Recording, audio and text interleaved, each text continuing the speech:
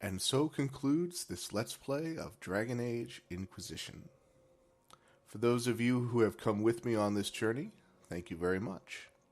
This video is going to have my kind of concluding thoughts on both the Trespasser DLC as well as the game as a whole. First, concerning the Trespasser DLC, I do think that story-wise it was certainly the largest and, in my opinion, the best of the added DLCs after the main game came out. The Jaws of Harkon and the Descent are both good in their own. Again, I chose not to do Jaws of Harkon on this particular Let's Play because, while it did have some interesting story points to it, they weren't directly related with the main plot. And so just for the sake of time for the overall Let's Play, I decided not to do it. And as it regards to Descent, I thought it was a bit weak on the story, as I mentioned in that video. Although other aspects like the music were very good. But I think Trespasser really gives the full package when it comes to some added DLC content. You got to interact a good amount with the companions again. It progressed several of their storylines, depending on the actions you took during the main game. And it really set off, hopefully, the next kind of push in the main story, which is something that it's nice to have as part of a kind of last DLC to come out, is to kind of bridge to where you think the story is going to go in the next game. And I'll get to that in just a minute. Things that I thought could be improved from Trespasser. I could say just more, as far as more of the character interactions and more little side points. But then again, because this is designed as just a DLC, kind of coded the tax on the end, I don't feel that really is a just criticism to just say I would have liked to see more. I mean, because you keep saying that and eventually it's not DLC, it's a whole new game. But then again, it's certainly not something like Dragon Age Awakening, which was DLC in a way, but it kind of almost became its whole entire new game in itself. So I guess if you compare it against that, it seems a little small compared to that. But just to try to get proper perspective, I think that was okay. So I can't say that I have any real big criticisms to throw at Trespasser. Once again, the music was excellent. Solas's new theme has that wonderful mix of kind of ancient grandeur combined with tragedy, which I think really well suits the way that the elves are now being portrayed by Solas's revelations of being this fallen society. Now, another thing I wanted to point out was a couple things right near the end of the DLC that might have been a little confusing. And I looked up a little bit of information just to confirm what I'm about to tell you. The first was, you might have been a little bit surprised when Inquisitor Aurora showed up at the Exalted Council and suddenly she didn't have a left hand anymore. Because when Solas claimed that he had bought Aurora some more time and started walking away just before the scene ended, it looked like she still had her hand, and it looked like she still had the anchor. But then, when she arrives in the Exalted Council, she has neither. So I looked this up, and it does seem pretty clear that the intention of that scene was that Solas had removed her left hand. But unfortunately, the way that the graphics show it in the scene doesn't make that very clear. It kind of gets it a little bit... It can make it confusing for someone who's watching it. So in that last motion where Solas jerks his hand up, what was supposed to be shown, I think, was that he was basically drawing both the anchor and her left forearm off of her. And now that said, from the context, it doesn't seem like, even though that Solus removed the anchor, that it can do him any good. And this is actually backed up by what Corypheus did when he first confronted Aurora and examined the anchor. He proclaimed that it was now useless. So that would mean that the anchor, because it attached to Aurora, only would ever let Aurora get into the Fade. So Solus removing the anchor, as he did at the end of this Trespasser DLC, does not appear to give him any use of it. He basically just made the anchor now completely useless. But he removed it because he wanted to save Aurora from death, at least right there. So just wanted to clear that up. Another thing that was a little confusing, although it's not nearly an important story point, is at the very end of the epilogue, or in the midst of the epilogue scenes, it says that Sarah would occasionally return to her whittle. And I don't think, it might have been, but I don't think that was actually ever shown on camera for this Let's Play.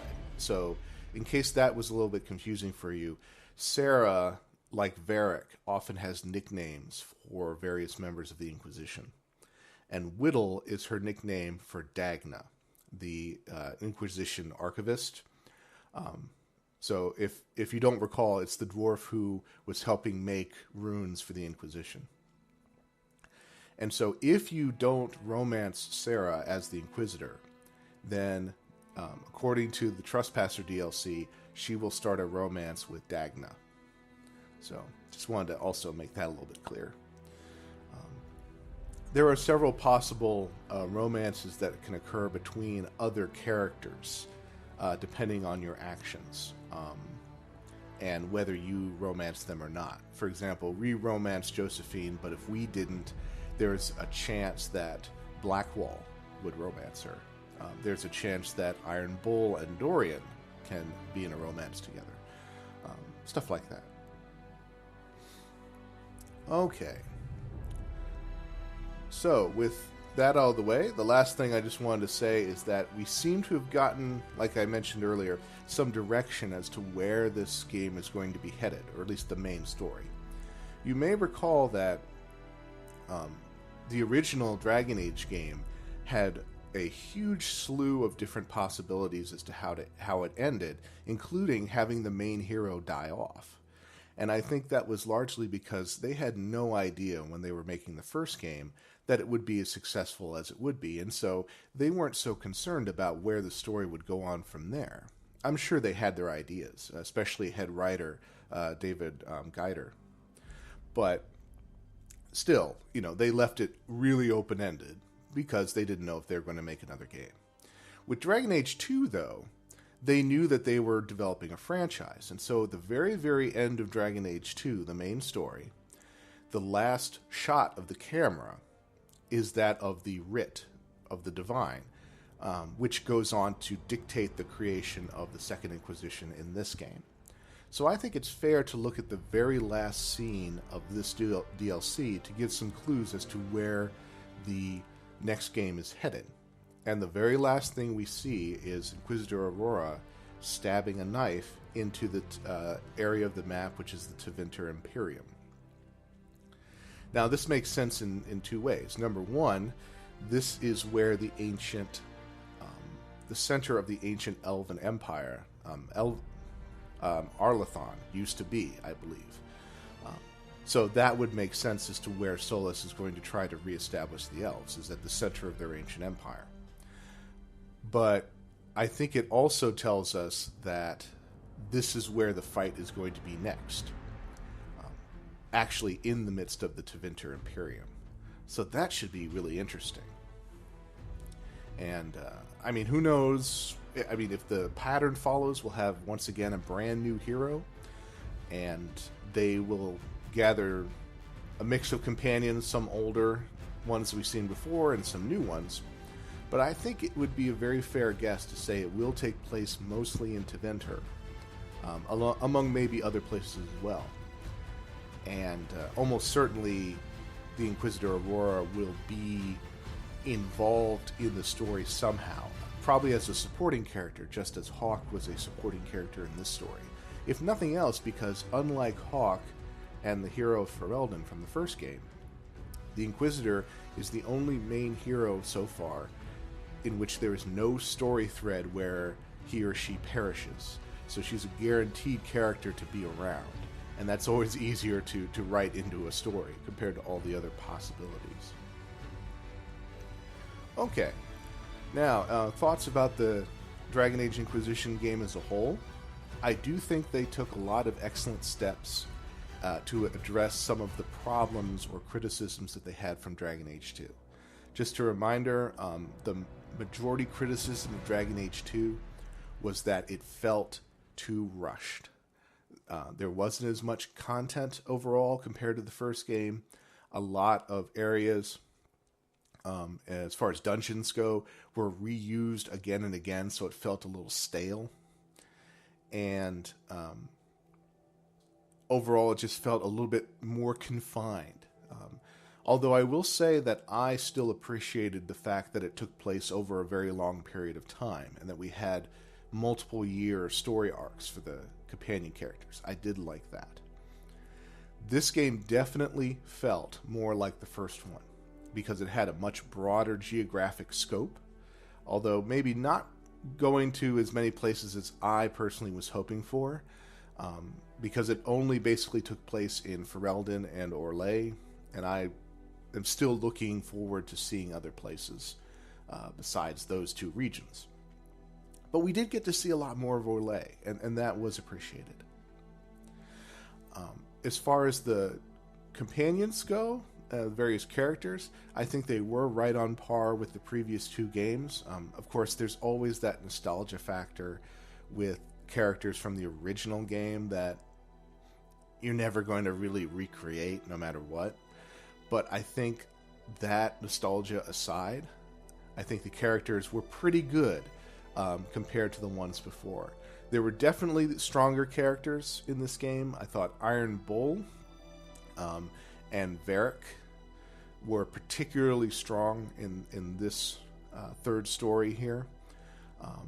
Varric being one from the second game, so he's had some time to build up, and they were able to really kind of develop him a little bit further, a little bit more in some interesting ways.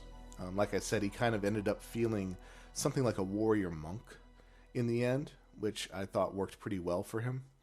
And then introducing Iron Bull, which again, bringing out the complexities of this Qunari culture and how different people react to it and live inside it is very, very interesting. Vivienne, on the other hand, and to some respect Dorian as well, I thought were on the weaker side as far as character goes. But for BioWare, even weak characters are very interesting compared to any other characters you'll see in other games, just by the amount of personality they put into them.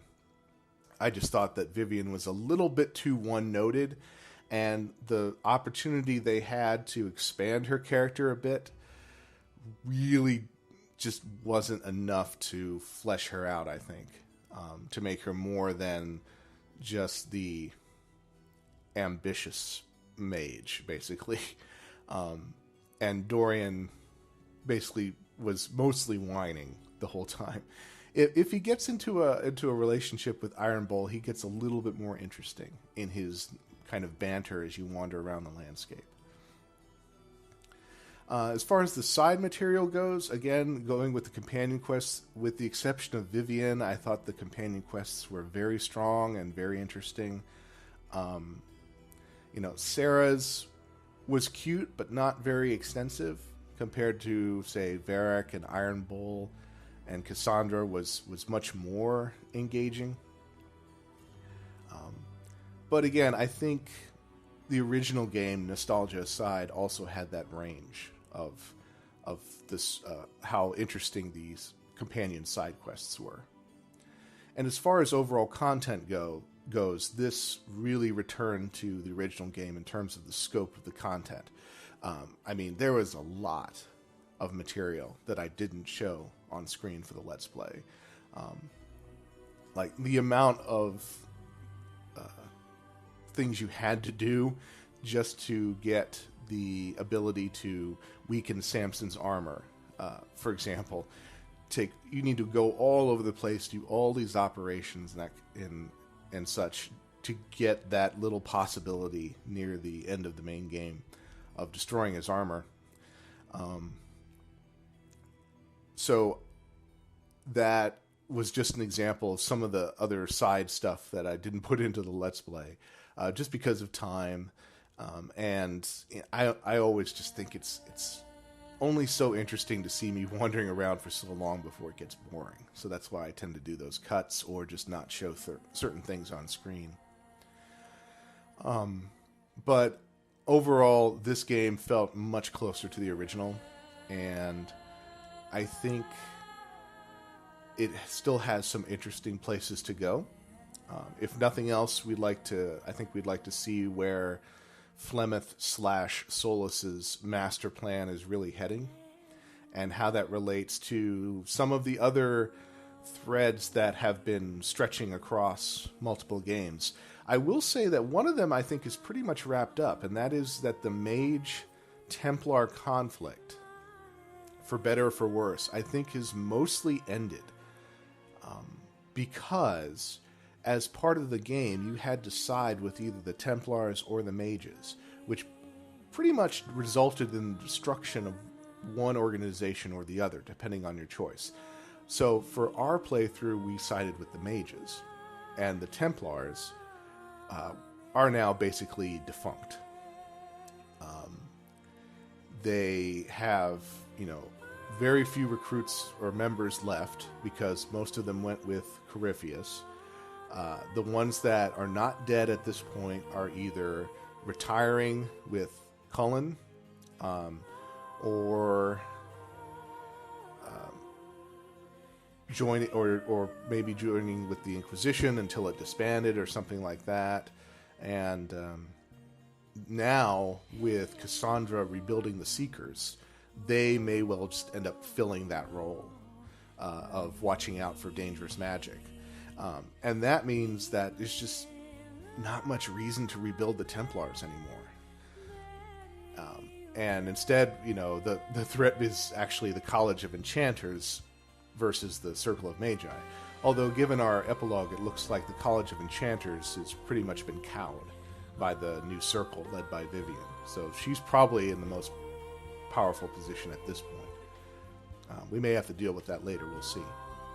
But if we had sided with the Templars, then the Mages would have been pretty much utterly destroyed. At least all their organizations would have been.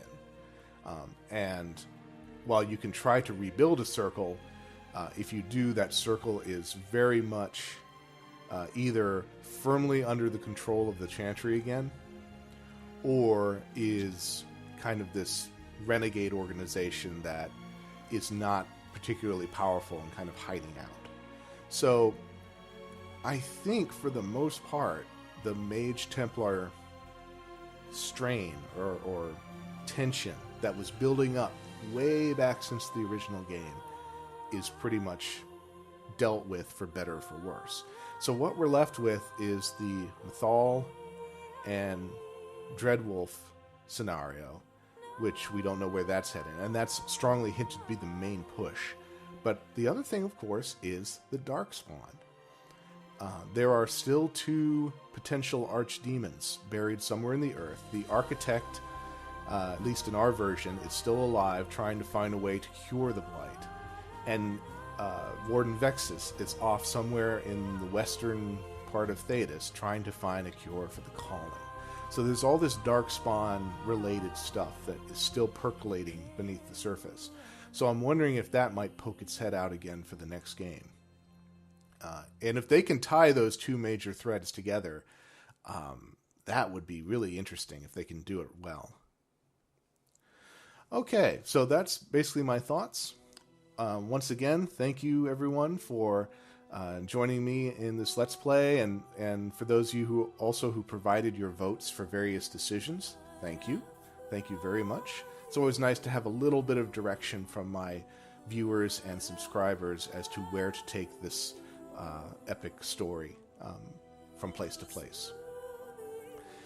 I will be taking my usual break, especially my break after Dragon Age games tends to be longer than normal just because of the amount of recording time. I started posting these videos back in June.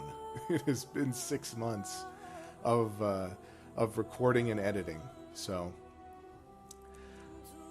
I will probably take a break. My guess is I will return sometime, maybe in the late spring, would be my guess. And I do intend for the next Let's Play to be Dreamfall Chapters. I pretty much have to do it at this point because the game is pretty much all released, and this was the series that kicked off my YouTube channel and Let's Playing in the first place. Plus, I did really enjoy this latest edition of the series. That said, though, I am waiting a little bit, not just because I'm going to be on break, but because Ragnar Turnquist, the big brains behind the entire series, has stated on his Kickstarter's updates that he wants to add a little bit more finishing touches to the game before calling it done. And it's taking a while because the team is now a lot smaller since most of the work has been completed.